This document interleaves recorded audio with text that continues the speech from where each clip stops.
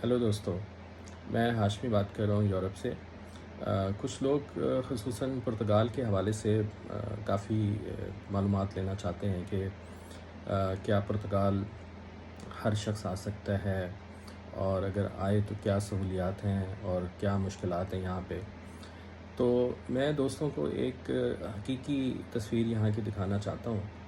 ऐसा नहीं कि बहुत सारे जो टिकटॉकर या जो सोशल मीडिया पे लोग हैं वो हर किसी को कह रहे होते हैं कि जी पुर्तगाल आ जाएं, बस आंखें बंद करके आ जाएं। तो मैं बिल्कुल ऐसा नहीं कहूँगा। देखिए, पुर्तगाल जो है यहाँ यूरोप के एक गांव की तरह का मुल्क है। यानी अगर इसको आप यूरोप का एक गांव समझें। वैसे तो ये बहुत डेवलप्ड है और हमारे थर्ड वर्ल्ड कंट्रीज़ से बहुत ज़्यादा एडवांस मुल्क है, लेकिन ये यूरोप की तरक्की के हवाले से ये काफ़ी पीछे है।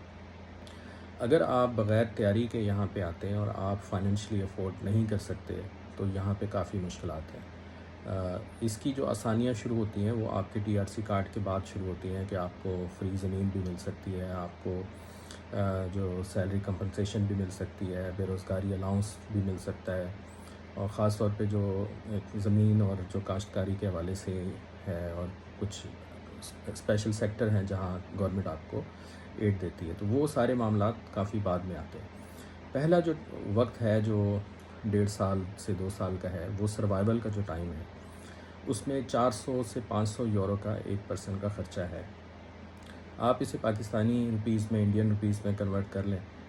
अगर आप वो अफ़ोर्ड नहीं कर सकते हैं तो फिर काफ़ी मुश्किलात हैं, क्योंकि यहाँ पे जॉब की सूरत हाल बहुत अच्छी नहीं है। जॉब मिलना काफ़ी मुश्किल है, और बहुत सारे लोग जो इस उम्मीद पे आ जाते हैं कि वहाँ पे कोई ना कोई काम ढूंढ लेंगे, तो जो छोटे मोटे काम हैं जिसको ब्लू कॉलर जॉब कहते हैं, उसके लिए भी काफ़ी मुश्किलात हैं। क्योंकि अगर 10,000 जॉब्स अवेलेबल हो सकती हैं, तो वहाँ पे जो जॉब लेने वाले लोग हैं वो 2 लाख के करीब लोग बैठे हैं।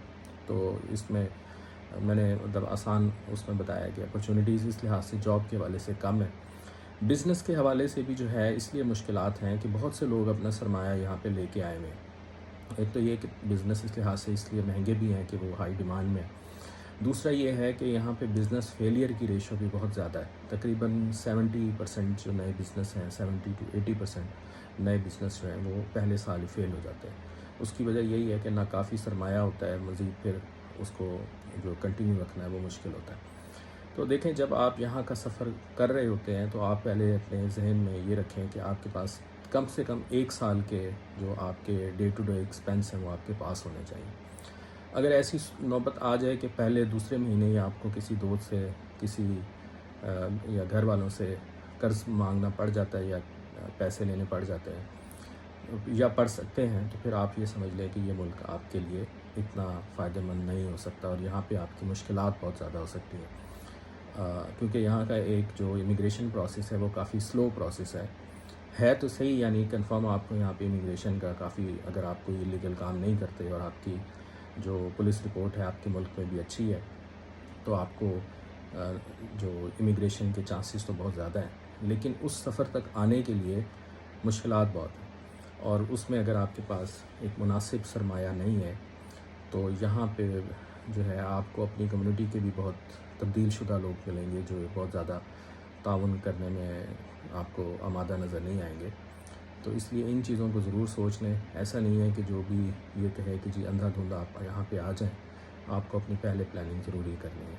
अगर आप फाइनेंशियली तौर पे स्ट्रगल कर रहे हैं, तो फिर मैं आपको ये कहूँगा कि पुर्तगाल ख़ुसूसन जो है वो आपको इतनी ज़्यादा मदद नहीं करेगा शुरू में ही, कि आप यहाँ पे सर्वाइव कर सकें। बहुत से दोस्त इतने परेशान हो जाते हैं कि 2-3 महीने बाद ही फिर वो वापसी का इरादा करते नज़र आते हैं, या फिर ऐसी कोई जॉब करने की ढूंढ रहे होते हैं कि जो बहुत ही कम है, कम मेयार तो खैर कुछ ऐसी बात नहीं है, मेहनत में कोई जो है तरद्दुद नहीं होना चाहिए, लेकिन हर एज के हिसाब से कुछ पर्सन की एक पर्सनल एक कैपेसिटी भी होती है कि वो कितना काम कर सकता है।